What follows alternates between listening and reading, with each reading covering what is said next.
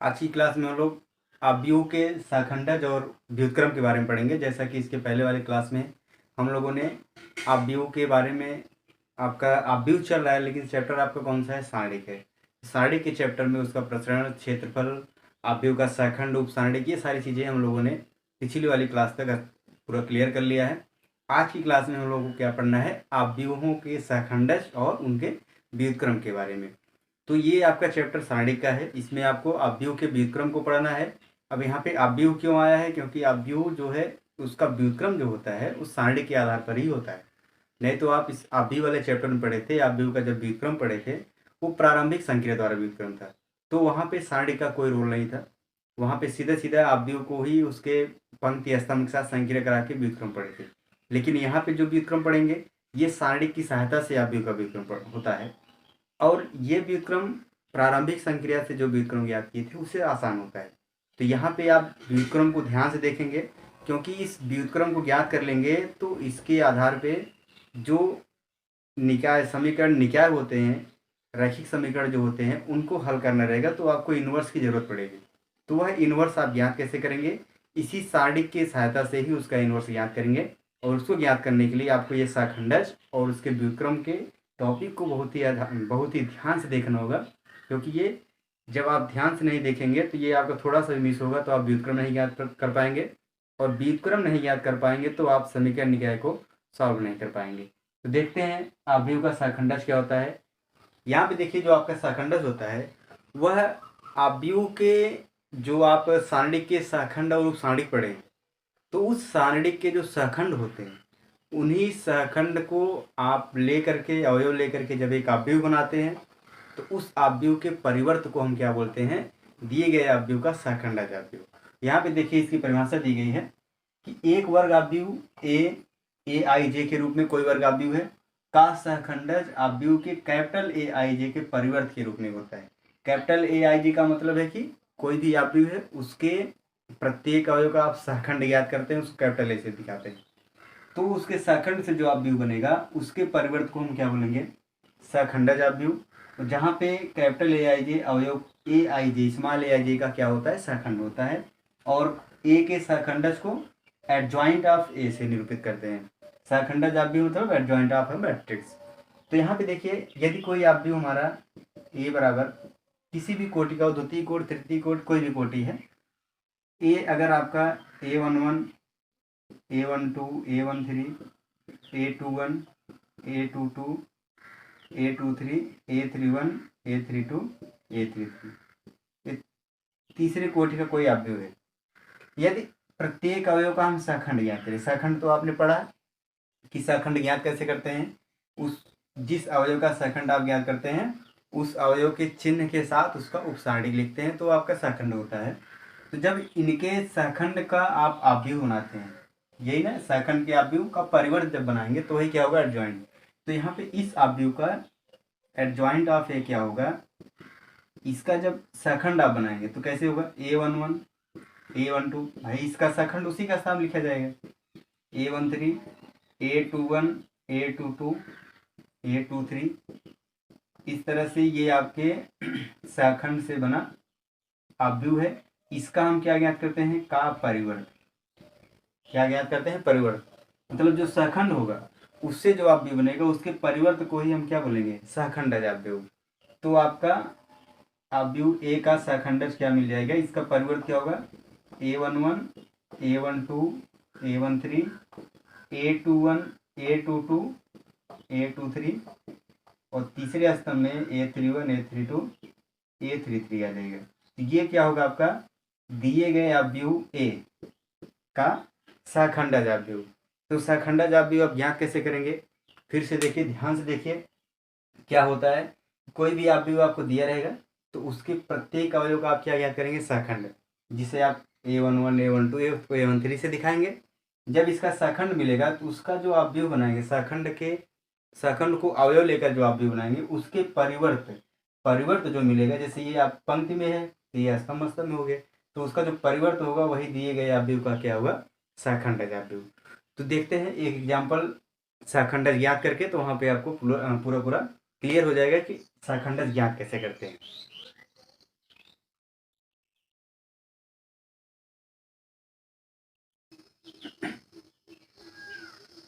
अब इस एग्जाम्पल में देखिए आपको इसका शाखंड ज्ञात करना है। तो ये आपका द्वितीय कोटि का है, चाहे द्वितीय कोटि का हो चाहे तृतीय कोटि का, सबका आप शाखंड ज्ञात ही कर लेंगे।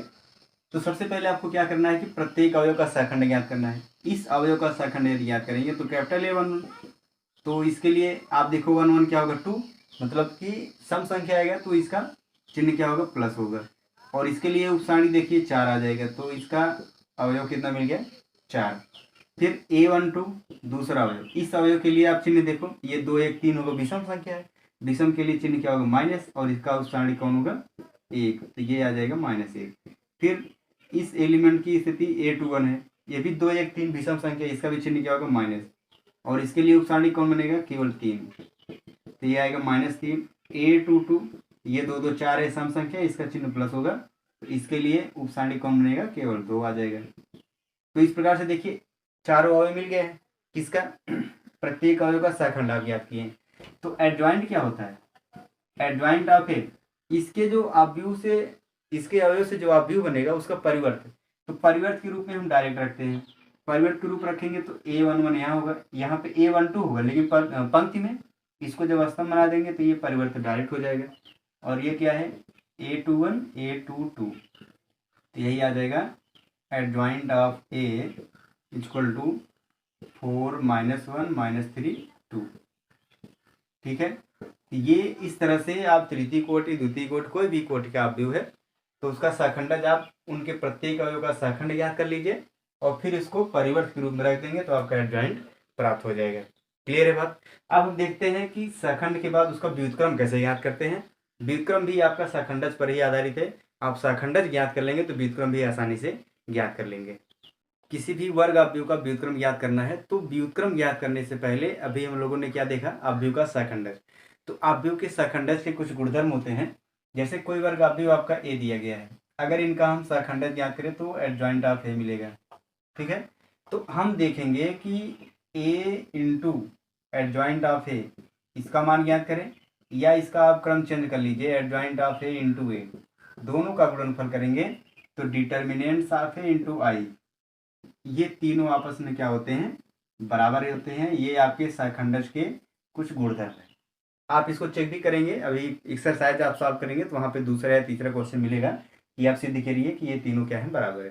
तो सिद्ध करने के लिए आप कोई अवयव ए दिया रहेगा उसका शाखंडज ज्ञात करें, दोनों गुणा करिए, इसका गुणा करिए और उस दिए गए अवयव का साढ़े ज्ञात करिए, आई में गुणा करिए, देखेंगे तीनों मान क्या होंगे सदैव बराबर होंगे। तो यहाँ से देखिए यदि हम ये और ये ले लेते हैं, ठीक, तो यहाँ से adjoint of A into A equal to क्या है determinants of A into I, इस ए को हम इधर पक्षांतर कर दें तो क्या आएगा adjoint of A equal to determinants of A into I into A inverse. जब ए उधर जाएगा तो क्या हो जाएगा ए इनवर्स, इस डिटर्मिनेंट्स को आप इधर कर दीजिए तो 1 determinants of A into adjoint of A equal to क्या आ जाएगा आई इंटू ए इनवर्स। किसी भी अवयव में तत्समक अवयव आई का गुणा करेंगे तो वह स्वयं वही अवयव प्राप्त होता है। तो यहाँ से हमें मिला क्या A inverse equal to 1 determinants of A into adjoint of A. ये हमारा फार्मूला होगा इनवर्स ज्ञात करने का। किसी भी अवयव का इनवर्स ज्ञात करना है तो उसके लिए हमें क्या करना होगा, उस दिए गए अवयव ए का डिटर्मिनेंट्स ज्ञात कर लेना है और उसका एडजॉइंट ज्ञात कर लेना है, फिर इस फार्मूले में रख देंगे तो आपका इनवर्स प्राप्त हो जाएगा। ठीक है, अब यहाँ पे देखेंगे इनवर्स से कुछ रिलेटेड बातें हैं, देख लेते हैं फिर इनवर्स पे आपको एग्जांपल बताते हैं।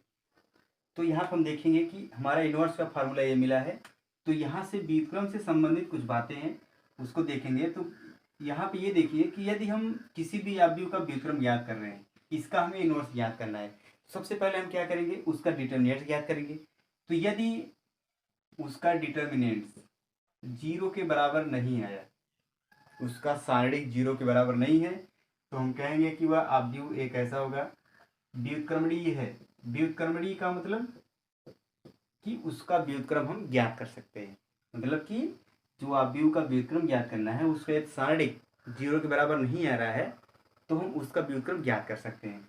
लेकिन दूसरी बात यहाँ पे मिलती है कि यदि सारणिक का मान 0 के बराबर आ गया तो हम कहेंगे कि फलन अवयव एक ऐसा होगा अव्युत्क्रमणीय है। अव्युत्क्रमणीय का मतलब कि उसका हम व्युत्क्रम नहीं ज्ञात कर सकते हैं। अब देखो यहाँ पर ही आप देखिए, अगर ये जीरो हो जाएगा, ये जीरो हो जाएगा तो किसी भी परमेय संख्या भिन्न का हर जीरो है तो कैसी संख्या मिलती है, अपरिभाषित मिलता है, अनंत मिलता है। तो यहाँ पे आप कहेंगे कि यहाँ पे जब भी डिटर्मिनेंट जीरो आएगा तो वो अव्युत्क्रमणीय होगा, और यहाँ पे इसके व्युत्क्रम का अस्तित्व नहीं रहेगा, व्युत्क्रम का अस्तित्व नहीं रहेगा। तो वहाँ पे आप व्युत्क्रम नहीं ज्ञात कर सकते हैं। ठीक है, कब? जब ये इसका मान जीरो के बराबर आएगा। जब जीरो के बराबर नहीं आएगा तभी आप व्युत्क्रम ज्ञात करेंगे और तभी व्युत्क्रम का अस्तित्व होगा। क्लियर है? तो ये दो बातें यहाँ पे हो गई।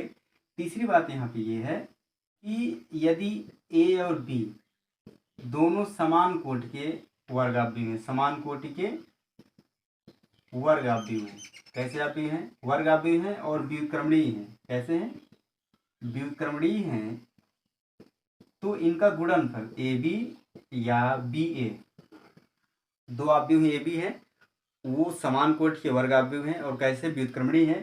तो उनका गुणनफल जो होगा उनका गुणनफल भी व्युत्क्रमणीय होगा और उनकी कोटि भी क्या होगी? समान होगी। तो ए और बी दो आव्यू हैं, वर्गाव्यू हैं और दोनों ही कैसे हैं? व्युत्क्रमणीय आव्यू हैं। तो उनका जो गुणनफल ए बी और बी होगा वो भी उसी कोटि के व्युत्क्रमणीय आव्यू होंगे। ये ऐसा तीसरा गुणधर्म है व्युत्क्रम के लिए। चौथा इसमें है, यदि दो आव्यू हैं ए और बी, ठीक, इनके गुणनफल ए इंटू बी का सारणिक अगर हम ज्ञात करें तो इसका मान इन दोनों आव्यूहों के अलग अलग सारणिक के गुणनफल के बराबर होता है। ठीक है, दो आव्यूह हैं, उनका गुणा किया जाए फिर उनका सारणिक ज्ञात करें तो वो वहाँ पे जो मान प्राप्त होगा वो दोनों आव्यूहों के अलग अलग सारणिक के गुणनफल के मान के बराबर होगा। और इसमें इम्पॉर्टेंट बात यह है कि ए और बी दोनों एक ही कोटि के होने चाहिए, समान कोटि के वर्गाव्य होने चाहिए। ऐसा नहीं कि द्वितीय कोटि हो या तृतीय कोटि हो तो उनका गुणनफल किया जाए, तो गुणनफल ही नहीं होगा पहली बात तो। और ये इसमें ज़रूरी है कि दोनों का कोटि क्या होना चाहिए? बराबर होना चाहिए। अब एक एग्जाम्पल हम लेते हैं और वहाँ पे एडजॉइंट भी ज्ञात करते हैं, ये भी आपको सिद्ध करके दिखाते हैं और उसका इन्वर्स भी ज्ञात करते हैं।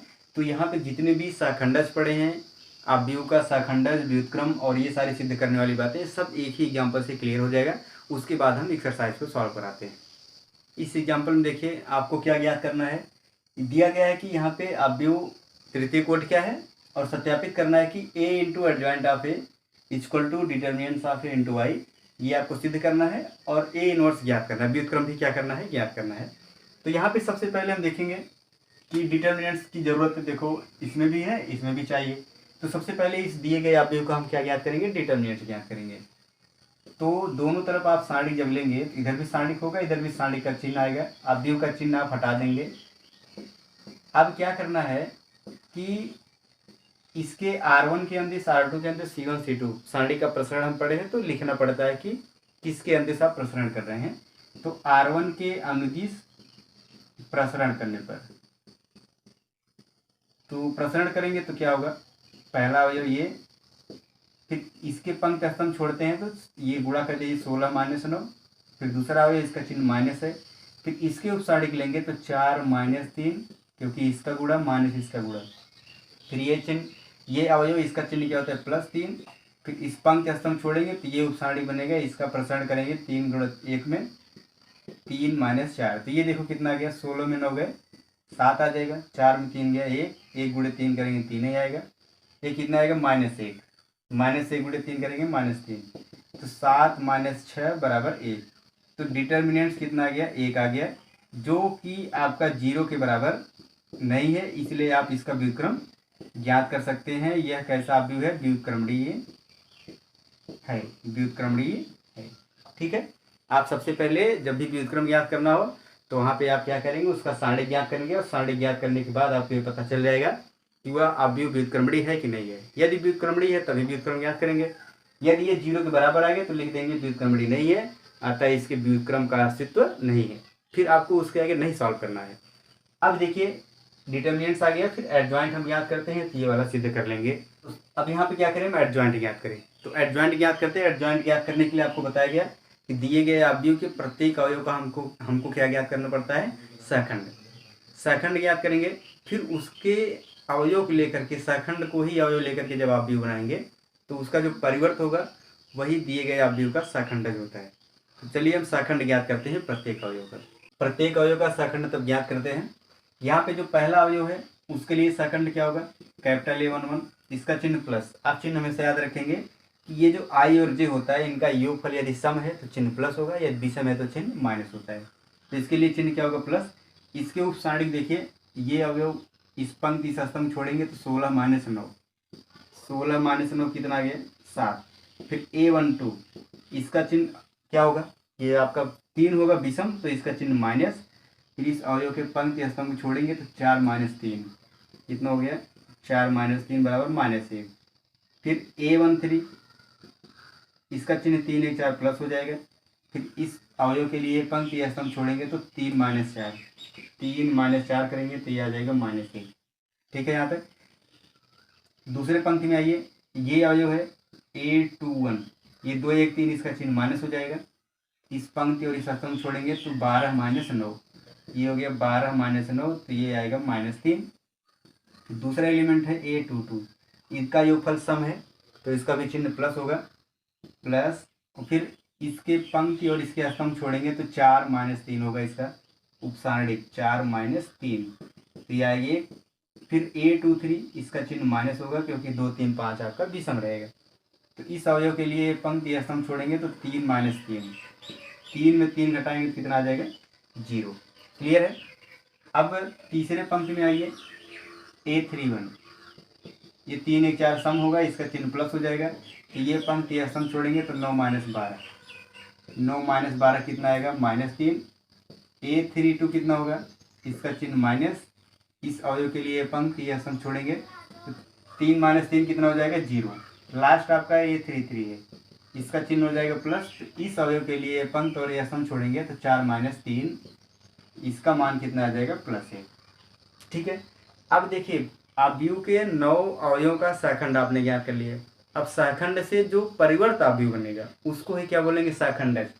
तो यहाँ पे हम डायरेक्ट लिखते हैं एडजॉइंट ऑफ A = परिवर्त के रूप में रखते हैं A11, A12, A13, A21, A22, A23, फिर A31, A32, A33। ठीक है। यहाँ तक आप देखिए ये परिवर्त के रूप में है क्योंकि A11 A12 आपका इस पंक्ति का है, उसको हमने स्तंभ के रूप में लिखा है, तो ये परिवर्त हो गया है। तो यहाँ पे डायरेक्टली आपको एडजॉइंट ऑफ A कितना मिल गया, फिर प्रत्येक एलिमेंट रख लीजिए, 7 -1 -1 -3 1 0, और यहाँ पे है -3 0 1। ये आपका सहखंडज प्राप्त हो गया है, दिए गए अवयव का सहखंडज। ठीक है। अब आपको जो सिद्ध करना है उसको आप देख लीजिए। सिद्ध करना है, उसका लेफ्ट साइड है A × एडजॉइंट ऑफ A।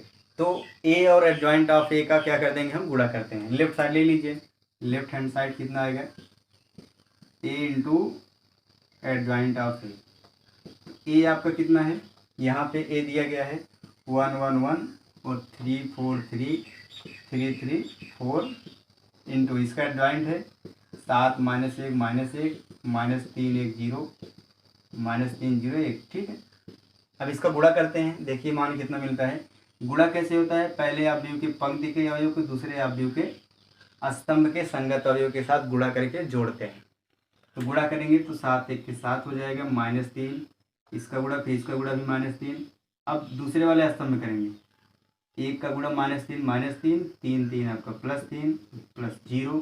फिर तीसरे स्तंभ में करेंगे तो -3 +0 +3। फिर इसका गुणा करिए इस वाले स्तंभ में, 7 - 4 -3, इसमें करेंगे तो -3 +4 +0। तीसरे स्तंभ में करिए -3 +0 +3। फिर इसका गुणा करिए यहाँ पे 7 -3 -4, इसमें करेंगे तो -3 +3 0। फिर इसका तीसरे स्तंभ में करेंगे -3 +0 +4। तो ये देखिए कितना मिला, ये आपका आ गया, यहाँ पे आएगा 1 0 0 0 1 0 0 0 1। ये देखिए आपका लेफ्ट साइड आ गया इसका। राइट साइड इसका देख लीजिए क्या है, राइट हैंड साइड में है डिटर्मिनेंट्स ऑफ A × Y। तो इसका डिटर्मिनेंट्स कितना मिला है, 1 है, और आई आपको पता है 1 0 0 0 1 0 0 0 1 होता है। तो इसका गुणा करेंगे तो वही रहेगा सेम, कुछ परिवर्तन नहीं होगा। तो आप देख रहे हैं यहाँ पे ये राइट साइड और ये लेफ्ट साइड दोनों क्या है, बराबर है। इसीलिए आप लिख देंगे कि A into adjoint of A equal to determinants of A into I, ये बराबर होता है। क्लियर है। आपको एडजॉइंट ज्ञात करके ए में गुणा कर देना है, फिर आपको ये मिलेगा, फिर डिटर्मिनेंट्स का आई में गुणा कर देना, ये आपका आप मिलेगा। देखेंगे दोनों क्या होंगे, बराबर होंगे। अब इसके बाद आपको ज्ञात क्या करना है, ए इनवर्स। तो ए इनवर्स के लिए आपको क्या करना होता है, फार्मूला में रखना होता है केवल। ए इनवर्स का फार्मूला क्या है, 1 upon determinants of A into adjoint of A. इसमें रखिए डिटर्मिनेंट्स भी एक मिला है, एडजॉइंट आपका कहाँ है, ये है एडजॉइंट। 7 -1 -1 -3 1 0 -3 0 1, 1/1 है, तो इसका मतलब गुणा भाग करने पे सब सेम रहेगा एलिमेंट। तो ये आपका आ जाएगा -3 1 0 -3 0 1, ये आएगा आप व्यू ए का परिवर्त इनवर्स व्युत्क्रम आप व्यू। तो आपको व्युत्क्रम ज्ञात करने के लिए क्या करना है, डिटर्मिनेंट्स ज्ञात करना है, एडजॉइंट ज्ञात करना है, फिर इस फार्मूले में रख देना है, इनवर्स प्राप्त हो जाएगा। क्लियर है। तो यहाँ पे आप एडजॉइंट, डिटर्मिनेंट्स और व्युत्क्रम आप व्यू, सहखंडज आप जो भी हैं, इतनी सारी बातें आपको यहाँ पे कुछ भी समझ में आया है, लगभग आपको समझ में आ ही गया होगा कि इनवर्स ज्ञात कैसे करते हैं, एडजॉइंट कैसे ज्ञात करते हैं। तो आप एक्सरसाइज लगाने का प्रयास करें और एग्जाम्पल भी लगाएं।